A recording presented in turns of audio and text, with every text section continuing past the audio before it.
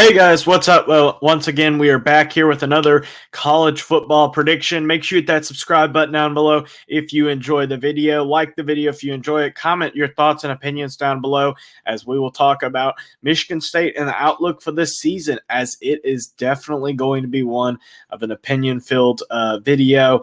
Make sure that you also check out College Football Roundup. It is my podcast channel with American Football Network, where we will do a weekly podcast on the top 20 games of the week, predicting each one of them. So make sure you go ahead and hit the subscribe button and notification bell over there as well. And let's go ahead and check out this schedule. So Michigan State starts off the year against Central Michigan. It is kind of an interesting game against the Chippewas. With Jim McElwain entering his fifth year as head coach in Central Michigan, has had a very up and down road, going 8-6, 3-3, 9-4, and 4-8. Last year was a severe disappointment after just really not figuring out how to play well after a pretty exciting 9-4, and some people thought it was even possible that you could beat an Oklahoma State or a Penn State with Lou Nichols at running back, but it just never materialized. This team has a lot of work to do. Michigan State may have their own troubles, but Central Michigan has even more. Then you have Richmond. Richmond is not a team that has a lot of weapons to them. They're an FCS level school, and you should have no issue there. The only notable thing about Richmond is that they are the Kirk Herbstreit's, or not Kirk Herbstreit's, they are Todd McShay's alma mater. So yeah, that's about it. So I don't know why I said Kirk Herbstreit when he went to Ohio State. Either way, point being, then you have Washington. Washington was the game last year that Michigan State was all the way up to number 11 and then lost 39-28 on the road. This year it is in East Lansing. But even with this game being in East Lansing and it only being an 11-point loss last year, this Michigan State team struggled mightily, only winning 5 games. And now they have lost both their quarterback in Peyton Thorne and their top 2 wide receivers in Keon Coleman and Jaden Reed. I just don't see much for the Spartans team against a very high-powered and dynamic offense in Washington under Kalen DeBoer. I think that it is just, there's not much of a chance that Michigan State has in that matchup, so lost there. Then you play Maryland, which is kind of an interesting matchup here. It is a home game, so that is good for you. But last year you played Maryland, lost 13-27. I just don't have that much hope when it comes to this game for the Spartans, as they definitely have issues offensively when it comes to scoring points. In Maryland, I don't think will have as many issues when it comes to scoring points, so I am going to put that once again in loss column. Then you have Iowa State, and at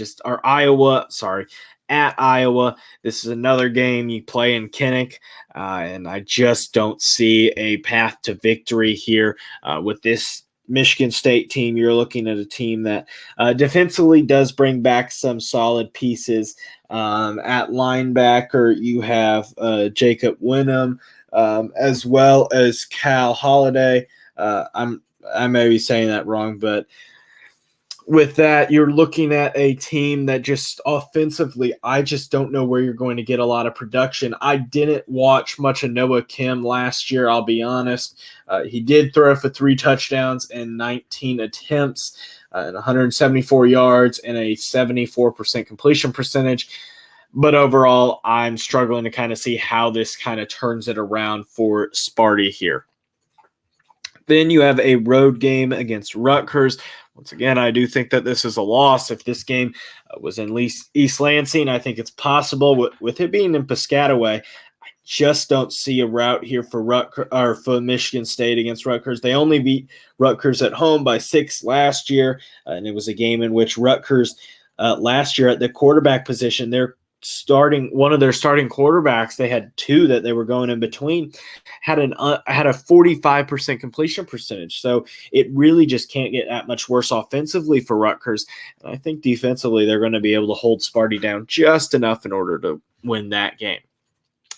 Then you have a home game against the Wolverines. Obviously, the big rivalry matchup here for Sparty. And even though Sparty did kind of have Jim Harbaugh's number for a number of years at the beginning of Harbaugh's tenure, I just don't see it now, and I think that it is going to be a struggle here for Sparty.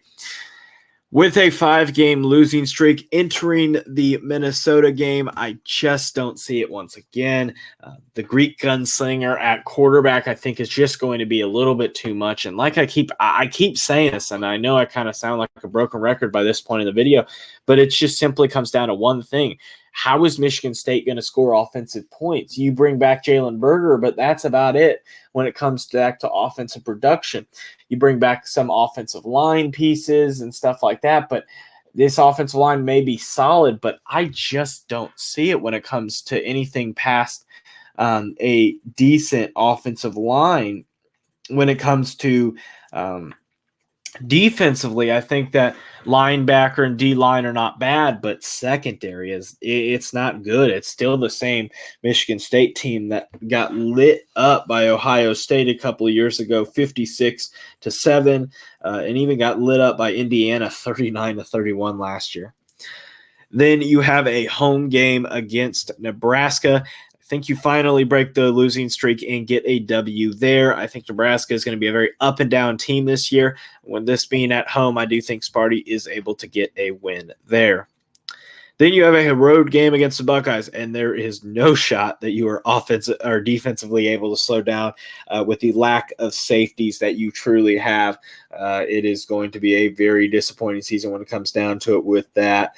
But I do have a loss there for Sparty.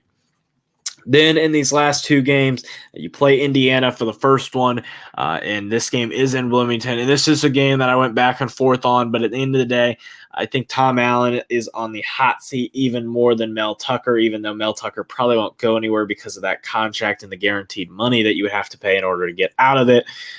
But when it comes down to Indiana, Tom Allen, not in the same situation. I could very easily see him not being the head coach, which means one of 2 things. If he's not the head coach, either the team has rallied behind the interim and is going to play well for him like Georgia Tech did with Brent Key, or the team is just going to fall apart and just collapse like they have in so many other scenarios. I do think that this is a win for Sparty, mostly because of that reason. I'm going to go with the Spartans. Then finally, you have a matchup against Penn State. You did beat Penn State a couple of years ago, 30-27 at home. But this is a matchup that has really just not been at all favorable for Sparty, as you have lost a good majority of the matchups. You've lost 3 out of the last 4, with your only win coming in 2021. Penn State, I think, has too many offensive weapons. Defensively, they're going to be fantastic. And I just think that Penn State will have a lot more riding on it when it comes to this season. So I do think that you end the year with a loss. I know that is a very disappointing record. I have Michigan State going in 4-8. It is a very disappointing season for the Spartans. Last year, you went 5-7, and it could get worse under Mel Tucker.